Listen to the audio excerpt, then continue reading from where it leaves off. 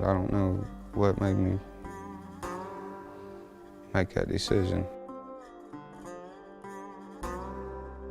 Mikey was my best friend, you know.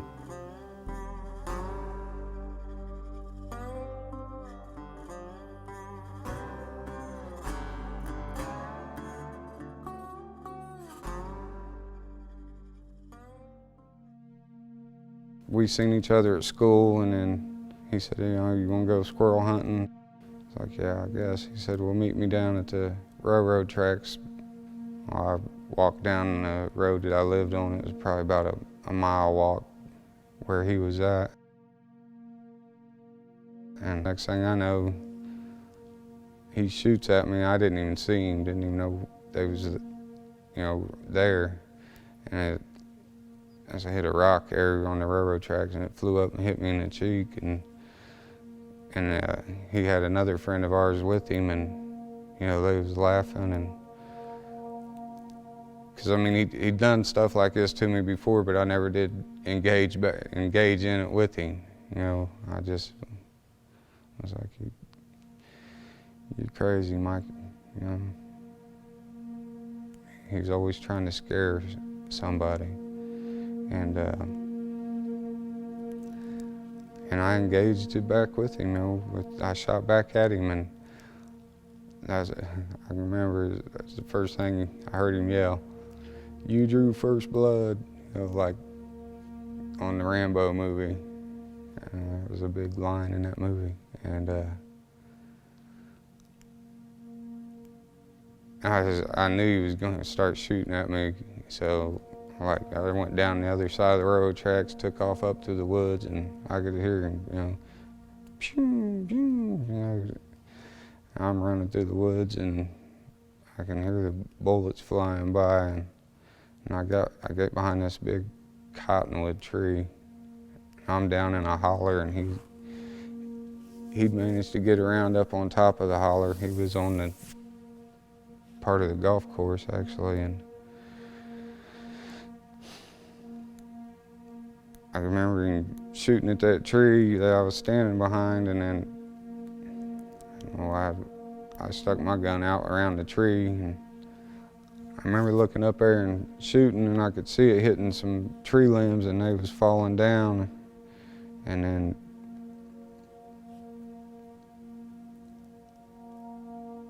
it was like everything went quiet, and I think my gun was out of shells, and then, you know, there wasn't no noise up there, and I started hollering for him. I was like, I'm gonna come out from behind the tree, don't shoot at me no more, you know what I mean? And he never said nothing, And so I left the gun laying there, and I just took off running and ran up the other side of the holler, because I was just waiting for him to start shooting. I figured he was reloading his gun or something, and I got up on the golf course, and I walked around there where the last place I seen him standing at, and he was laying on the ground, had a gunshot into his head, and blood was squirting out, and I just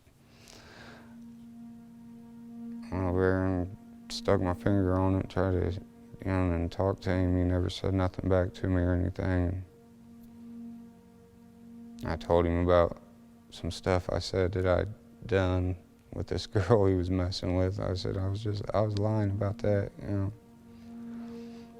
I don't know why I felt the need to say that to him at the time, but and I told him, I said, well, you know, I gotta go get some help, I'll be back. And I ran for about a half a mile and got him to call 911, and then went back to him and laid his head in my lap, and, you know, put my finger back on that hole in his head, and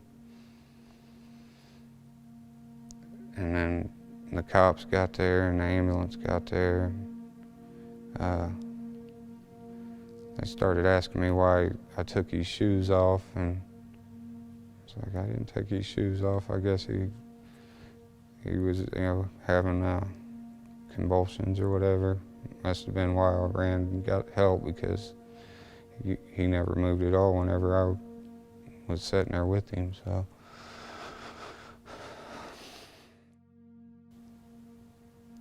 I left in the back of the cop car, handcuffed, and I ended up getting charged with reckless homicide, which I was a minor, so his parents was pushing for me to get tried as an adult or whatever, but I was getting ready to turn 16. That definitely had some effect on my life. And guilt and shame and remorse and anger, and there's so many feelings related to that situation. Pain, sorrow, sadness. And just bottled it up and stuck it down inside, and it's grown into something so big that I struggle to get rid of. Like every time that anything bad happens or that I make a bad choice and it doesn't turn out good, and I revert back to that. Well, you're getting what you deserve. Just wait. So, yeah, almost 30 years later, and it's still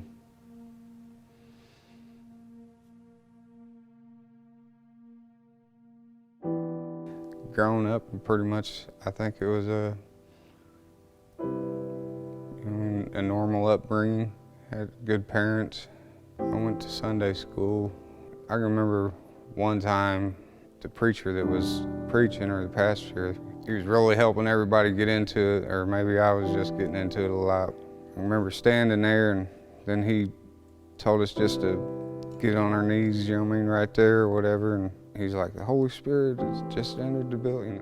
It was like, it was a couple seconds after that. Just this big wave of like some kind of weird energy or something went through me. Made my heart flutter, and just, I felt something that I'd never felt before. So that was my first real experience of, oh, I know there is a God. I didn't turn it into nothing good right after it happened, because I think it was either right after my mom and dad had split up or right before. And after they split up, I went into 7th grade, and I failed 7th grade. And that's when I first started getting involved in drugs, when I was probably 13. We'd get high before school, get high after school, get in where you fit in, and it seemed way easier to fit in with them than it did the kids playing football. Or I probably could have blamed it on I switched schools, moved to a different house, my mom and dad split up, but it's just because I'm an addict and an alcoholic. When I was 15, I shot my best friend and killed him, and that really still haunts me today.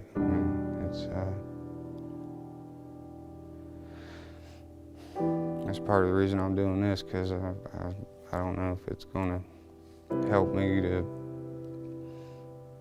forgive myself. I know I've prayed, and I've had people pray over me, and I know they always tell me, well, God forgives you, but which I think that He probably does, but I don't know. I just can't. It's hard for me to forgive myself. It's like impossible. You didn't have a chance to experience any of the things that I've had to, having kids and, being in love with somebody. And when I went back to school after being at my aunt and uncle's house for the summer, I remember his sister. I remember she seen me walking down the road, and she was in a car with some of her friends or something, and she's like, "Murderer," screaming and hollering it down the road. And about the time I turned 18, I was at the 4-H fairgrounds, and the fair was going on. And I walked in the bathroom, used the bathroom, and next thing I know, Big Mike, Mikey's dad, comes in the bathroom and he sticks a .38 or a revolver up to my head. He's like, "I ought to blow your brains out right now."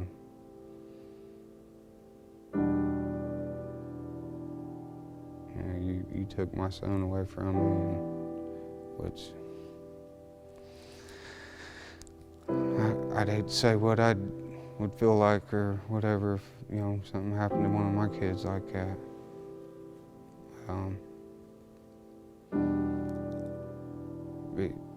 He ended up telling me he forgave me, later on in life, like when I was 30-something. But, a lot of times I'll say, well, I'll take the blame, I'll just stuff it in my pocket with the rest of the blames I've got.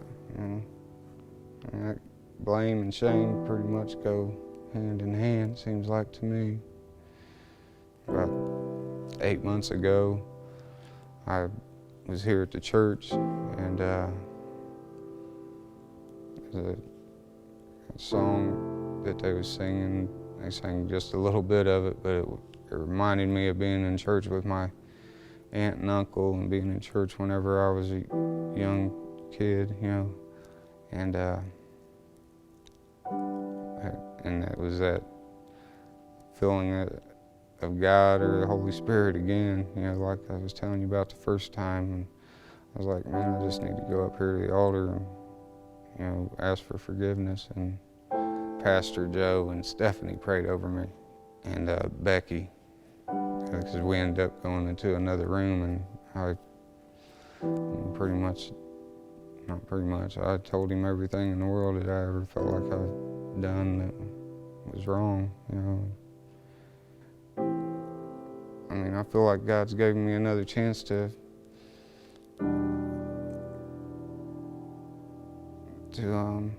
be doing the next right thing and to,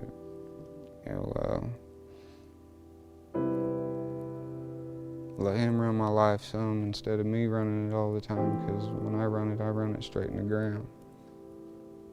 I don't know, I feel like I've built a lot better foundation in my recovery this time.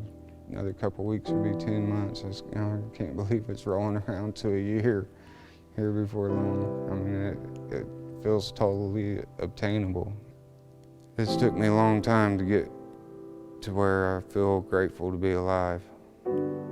See that there is a small miracle that I am still here. He's got a plan for me. I just got to keep doing the next right thing.